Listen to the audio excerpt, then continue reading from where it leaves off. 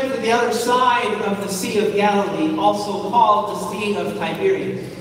A large crowd kept following him because they saw the signs that he was doing for the sick.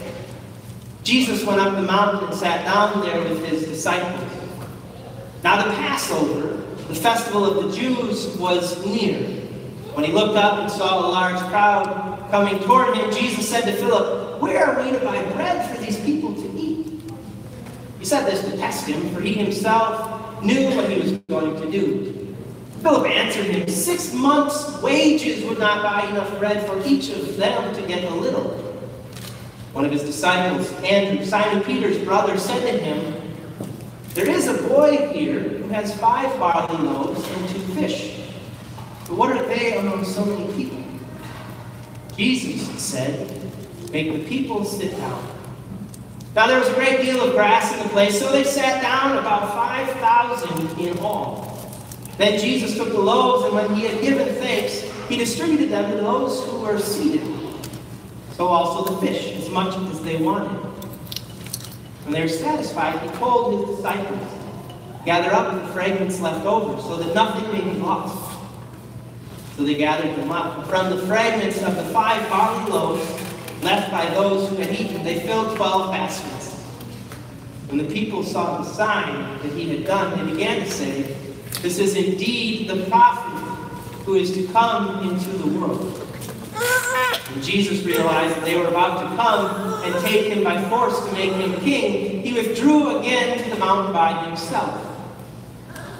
When evening came, his disciples went down to the sea, got into a boat, started across the sea to Capernaum. It was now dark, and Jesus had not yet come to them. The sea became rough because a strong wind was blowing. When they rowed about 3 or 4 miles, they saw Jesus walking on the sea and coming near the boat, and they were terrified. But he said to them, "It is I. Do not be afraid." Then they wanted to take him into the boat. Immediately the boat reached the land toward which they were going. The Gospel of the Lord. Praise to you, Lord Christ. You may be seated at this time. I invite the children who are here to come forward for a bit. We don't have a baptism today, so today we sit and talk with me. Come on up, kids. Now we can run. Any kids who are here, any children who are here today, come on up, take a seat. We're going to talk quick. Come on up. Yeah, your time was a little off, Jim. All right. We got some. Come on up. Come on up. All right. Some shy, that's okay. Good. Good, we got some more coming. Good deal. We're a little unsure.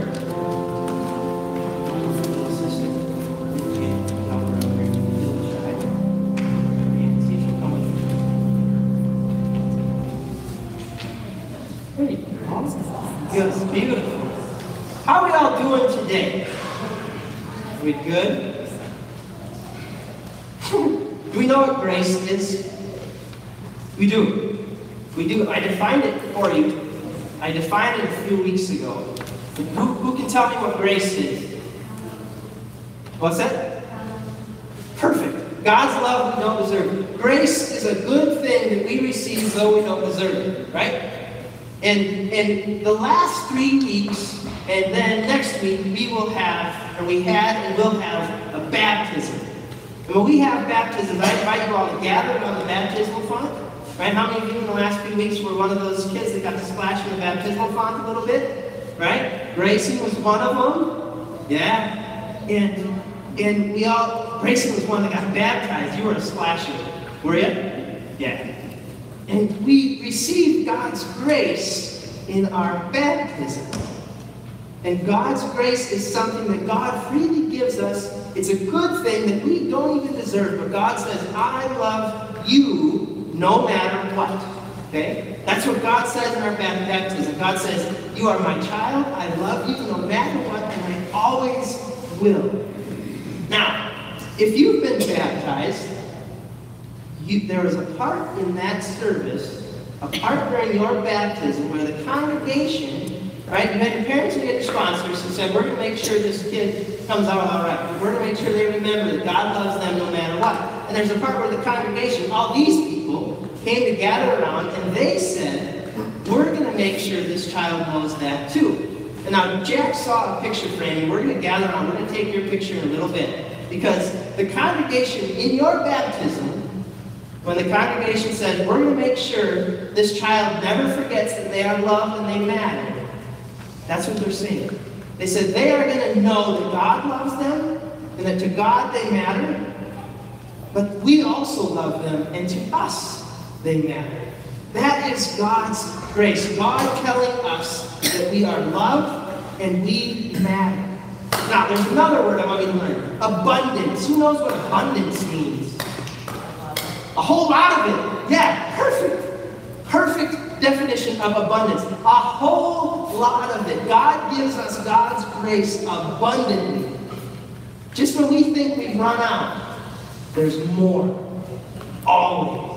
Because that is how much God loves us. And all these people out here, they have committed to making sure that you never forget how much you are loved and how much you matter. I know. Tell us how it makes you feel. How does it feel to be loved? Should we take a picture? So we're going to take a picture. We're going to take a picture of all of you. We have a picture frame here. And you're going to gather around. Someone's going to have to hold it. We're going to get as many faces inside this picture frame as we can. Got it? So you're going to need to get real close. Okay, we're going to need to gather around real close, okay? Let everybody's face, we might need some help holding it. So it's maybe some of the bigger kids, if you want to, and you're, it's okay, Kayla, look at it. I didn't even have to tell her. And she's getting into my phone. She figured out she did. She's checking the sports scores. We gotta hold it a little lower. We gotta hold it a little lower. And maybe some of you, if you're outside the frame, that's okay.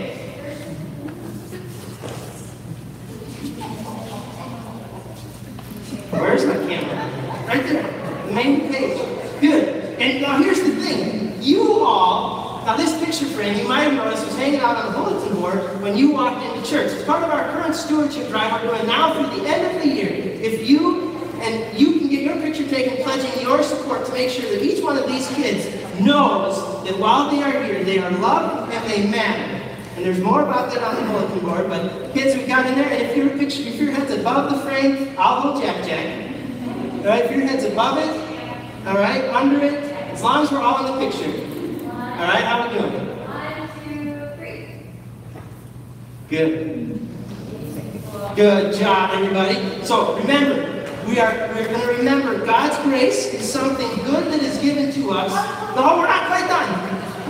I got one more project for you. God's grace is something good that we receive though we don't deserve it. Right? We receive God's love no matter what, though we don't deserve it. Now, it's not just a gift for you 10, 1, 2, 12. It's not just a gift for you. It's a gift for all of them. So not only do they make sure you don't forget it, you are going to help all of them not forget it. So what you're going to do, okay, repeat after me. You are loved. You matter. Okay? And in a little bit, when you are heading back out to sit with your parents or whoever brought you to church today, grandparents, aunts, uncles, on your way back, you are going to stop and give 5 high fives. Oh. Okay, let's practice our high fives. Oh, Joe got one. Good, good, good, good, good, good. Low five. You're going to have to give twice as many for your sister. Good, good, good, good. Now, say you are loved. You matter. Every time you give a high five, you're going to give 5 of them unless you're picking up your sisters. So you get to give 10. Dude, 10 high fives! And every time you do it, you're going to slap your hand and you're going to tell that person that they are loved and they matter. Okay? Got it? Think we can do it? And then, you have one more job. Holy smokers. After the sermon, during the hymn of the day, we're going to collect our well offering. Okay? So some of the kids who've been here know how that works. The rest of you, I'm going to talk for a little bit. Some people will doze off. They'll wake up when the organ starts playing again. When the organ starts playing again, you're going to see people holding up their hands with money in them. You're going to run around and collect their offering and bring it up to the well. And that is one way that we as a congregation tell our community that our community is loved and our community matters. And that offering is going to our Project Backpack. Who's excited? Good. Perfect. Project Backpack. What is Project Backpack? Free advertising right here. Project Backpack is August 8th. It is a partnership that we have with Roosevelt Elementary. Okay? How many kids? Do any of you kids go to Roosevelt Elementary? Oh! I bet you have friends that do. Okay? And it's a partnership we have with Roosevelt Elementary where every August, Roosevelt Elementary kids come, they can get a new backpack and all of their school supplies. How many of you are going to school in about a month? All of you. You go all year? Nice. Okay? So, and how many supplies do we need to go to school? A lot? Yeah. So we are going to stuff backpacks for kids. We're going to have fun, party atmosphere, pictures, you name it. So that's what Project Backpack is. Yes, sir. Allow people to party even though you don't? Yeah. Absolutely. It's a party. You bet. Good question. But I didn't know the answer to. But I have people to do it. And absolutely. So yeah, even if you don't go to Roosevelt Elementary and you want to come to the party, we're not going to tell you you can't. There's food and fun games, the whole thing. Let's pray. You guys pray with me? Repeat after me. Dear God, we thank you for your love and the grace that you show us. Your love is something we receive in abundance.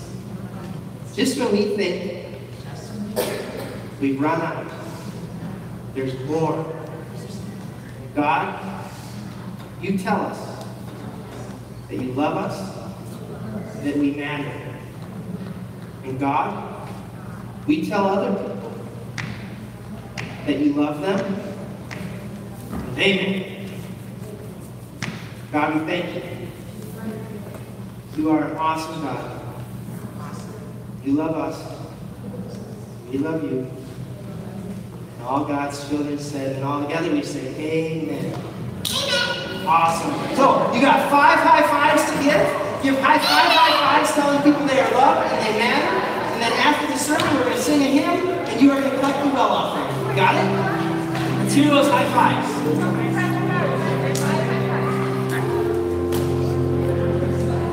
I really just need a chance to get it.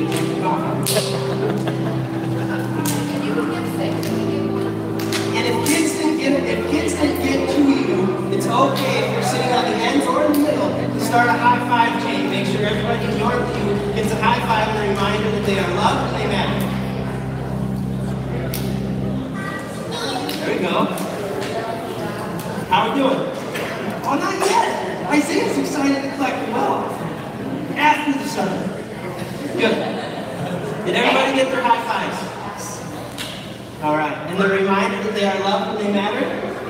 Good. People of God, grace to you and peace from God and from our Lord and Savior Jesus Christ. Amen.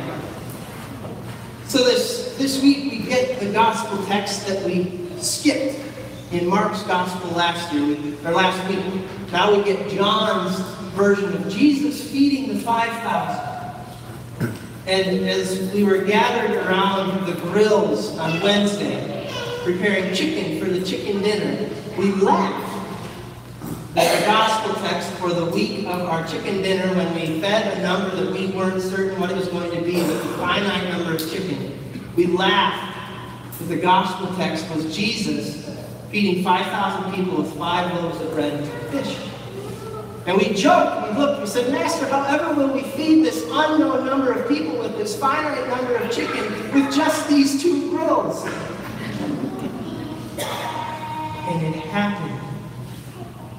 We sold roughly 300 meals and didn't turn a single soul away and didn't take a single piece of chicken home.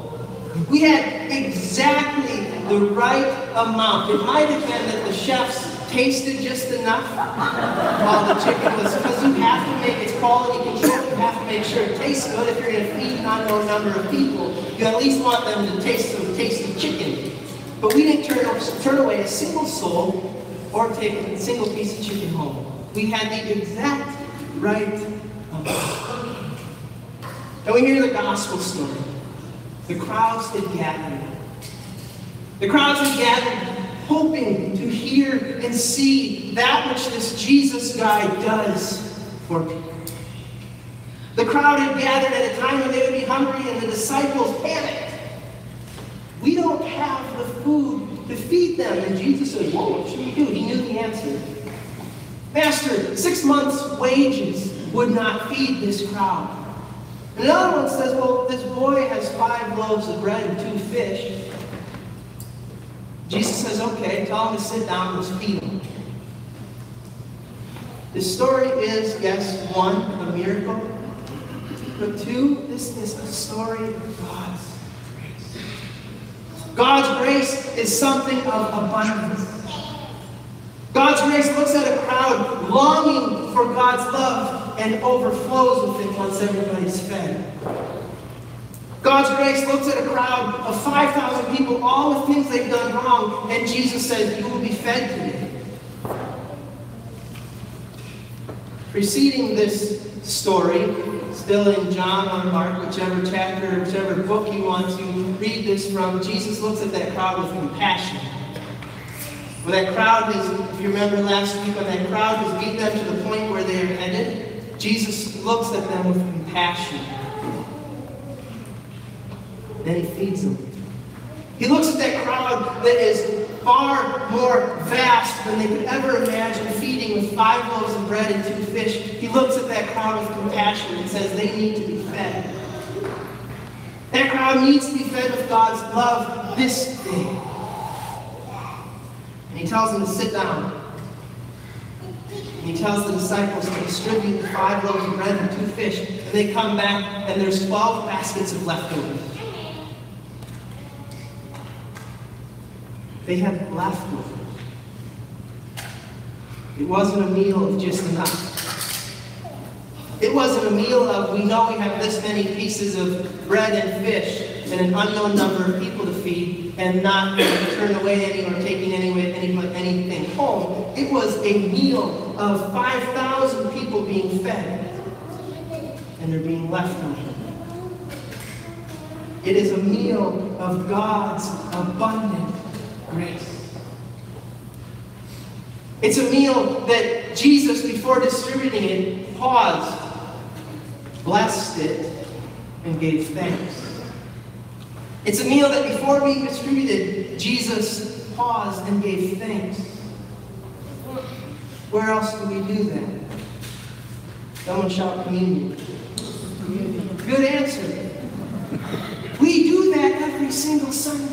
Weekly, we gather to receive God's abundant grace. Weekly, we gather, we pause, we give thanks for that which God has given us in our lives. And we receive a meal of forgiveness. We receive God's grace in the bread and wine that we receive in communion. And the question becomes, what do we do with that when we get done and there's 12 baskets left over? What do we do with that abundance? As we gathered with 30,000 young people at the ELCA Youth Gathering, one of the speakers was Maria Rose Belden. She was a teenager, 18-year-old girl. If you pay any attention to CNN, she was just named one of CNN's amazing people or something. I think they have a fancier title for it. But an 18-year-old girl, she realized as a teenager the abundance of food we have in this world. She said, there's something that we could do with this. So often we think about the people that don't get to eat and don't think of how much we don't eat. Right? You hear what I'm saying? We think of the people that don't have food, all while thinking of what we're going to do with all the leftovers in our refrigerators, or the food we didn't quite finish at the restaurant, or the food on the buffet that didn't get served. And Maria Rose Belding said, we have an abundance of food in this country, in this world. The problem isn't the people that don't get to eat. The people that don't feed them. The problem is not realizing we have this abundance and knowing what to do with it. So she said, I'm going to do something. And as an 18-year-old teenager, she created an app called Memes, where if you can go, and I don't know all of the ins and outs of it, but you can essentially go and say, I have this extra food. Where can I bring it? Where can I bring it where it will be distributed from the abundance that we have to the people who don't? As an 18-year-old, she said, we can do something with the abundance. She said, we can tell people who might not realize it, or who maybe haven't been told it, that they are loved and they matter. 18 years old. She wasn't in her 40s, having gone through years of school, worked her way up the corporate ladder. She was a teenager. She saw a problem and knew that from the abundance of God's grace, she could address it. What do we do with the abundance? What do we do with the abundance of God's grace that we weekly receive at this meal? When we are weekly reminded that God loves us and God forgives us for everything we've done wrong. We go home, pat ourselves on the back, saying, well, it was a bad week, but God still loves us? Or do we go out and give high fives on the way home? 5 of them. Telling people you are loved and you matter. I think I know what we're supposed to do. I also think I know which route I choose more often than not. But we have this abundance. The chicken dinner having the exact amount of chicken is a cute story, but God's love is not a story of having just enough. God's love certainly isn't a story of people getting turned away. God's love is a story of abundance. God's meal is a meal of abundance. Where Jesus, on the night in which he was betrayed, think of that, said, we're going to have this meal that people are going to continue to have. And whenever they have it, they're going to remember God's love for all people. They're going to remember God saying to each and every one of us that we are loved and we matter. He takes bread, he breaks it, he gives thanks. He takes wine and passes it, saying, this is God's love for you. This is God's grace for you. You are my child. You are loved. You matter. God's grace is an abundant thing. God's grace never runs out. God's grace doesn't quiver at the sight of a crowd of 5,000, wondering how they'll be fed. God's grace is eager to get out into the world